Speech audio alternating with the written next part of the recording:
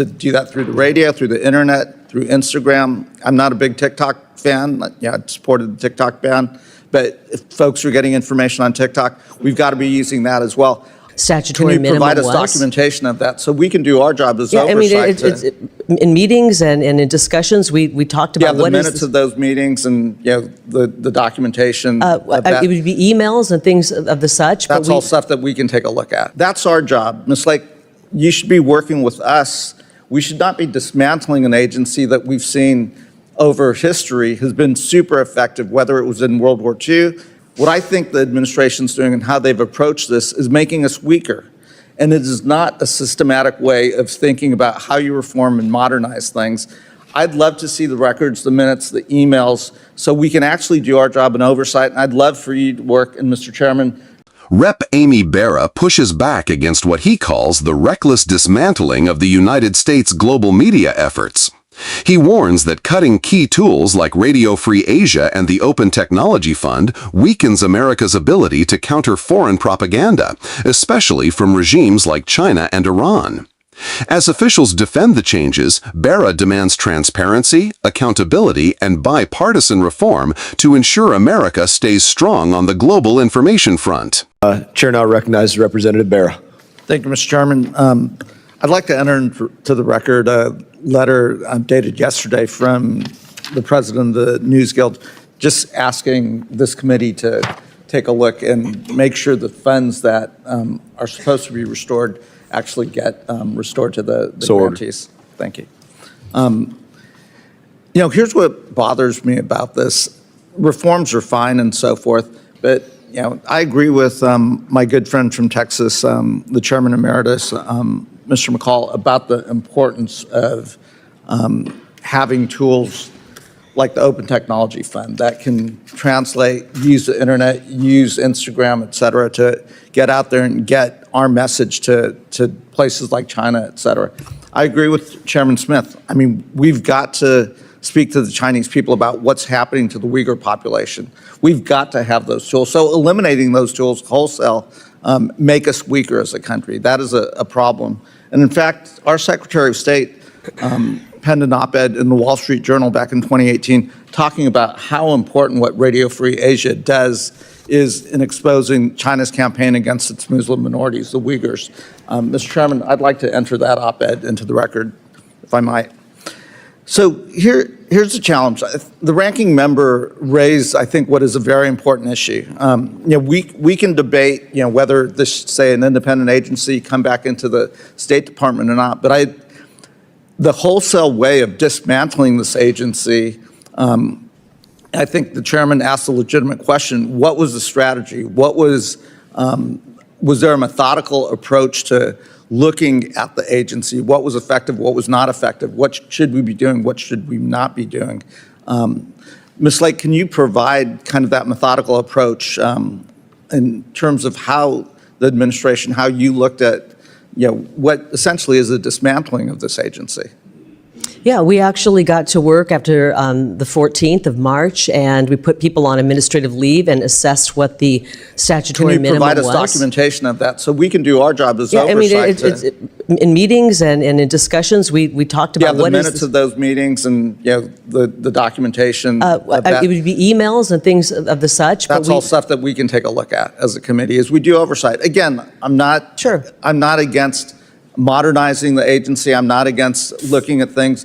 The challenge Mr. Keating touched on, we're in the middle of what is a war in the Middle East. Hopefully this ceasefire holds. Hopefully the Iranian people rise up and demand a better future. I've reserved judgment on the president's actions. I do want the administration to come brief us on what they're thinking, how this is unfolding. But absolutely, right now, we need all of our tools to communicate to the Iranian people. We need to do that through the radio, through the internet, through Instagram. I'm not a big TikTok fan. I supported the TikTok ban. But if folks are getting information on TikTok, we've got to be using that as well. I am very concerned that the personnel have been laid off, that we're working with a shoestring staff that is making us weaker and less effective at a moment of vulnerability for the Iranian regime, where this could be a time where the Iranian people choose to take a different path forward.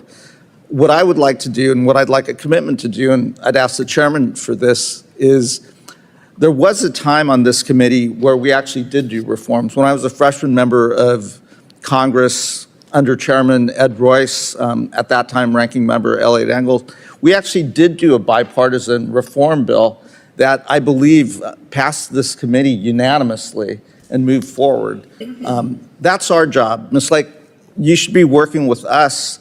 We should not be dismantling an agency that we've seen over history has been super effective, whether it was in World War II, combating the Nazis in the Cold War, going against the repressive Russian or Soviet Union and the Communist Party. What I think the administration's doing and how they've approached this is making us weaker. And it is not a systematic way of thinking about how you reform and modernize things. I'd love to see the records, the minutes, the emails, so we can actually do our job in oversight. And I'd love for you to work, and Mr. Chairman, for us to work together in a bipartisan way to say, okay, in the 21st century, we do need tools to combat the propaganda that our enemies are putting out there. We do need to hire the best folks. We do need to have all of that. Again, Ms. Lake, I'd love your commitment to work with this committee, work with Congress to enact those reforms and share the information and what you're thinking. Absolutely. It would be wonderful to work with you and to effectuate the president's executive order to reduce this agency down in size so that it's lean, mean, and effective. And I think it is effective. We were able to get information out into and translated into Farsi as to what was happening. We were able to get President Trump's address translated live as it was happening. You don't need a massive staff. This is the only newsroom in the world that hasn't seen cutbacks because we don't need to have massive newsrooms. Again, 15,000 right people. now, what I worry about, though, is we've let go of all this staff, and it isn't happening, and it's only happening. We haven't let go of bits and all the pieces. staff, actually. Gentleman's time has expired. By the way, can I just mention something? I want to show you the newsroom, one of the newsrooms over at VOA. I don't know if you can see this. Empty. It's kind of a Where's Waldo. Can you spot the one person in there? Not from here. One person in the newsroom. And I know you're probably saying, yeah, thanks a lot, Kari. No, this was actually back during the Biden administration. I didn't hear any complaints coming from anybody when nobody was showing up for work at VOA, when one person was showing up in the middle of the week. One person showed up. And nobody on this committee, no Democrat said, why is there only one person in that newsroom? We need to get more people in the newsroom to get the story out. Nobody was showing up for work. And now that we are actually right-sizing an agency that has been bloated out of control and has never been right-sized, even though newsrooms all across this country. Mr. Chairman? Now going to recognize myself for 5 minutes of questioning. Oh, Mr. Chairman, unanimous consent, just for clarification. Was that in the middle of COVID, by the way? This was last November. So I think COVID was over. Good question.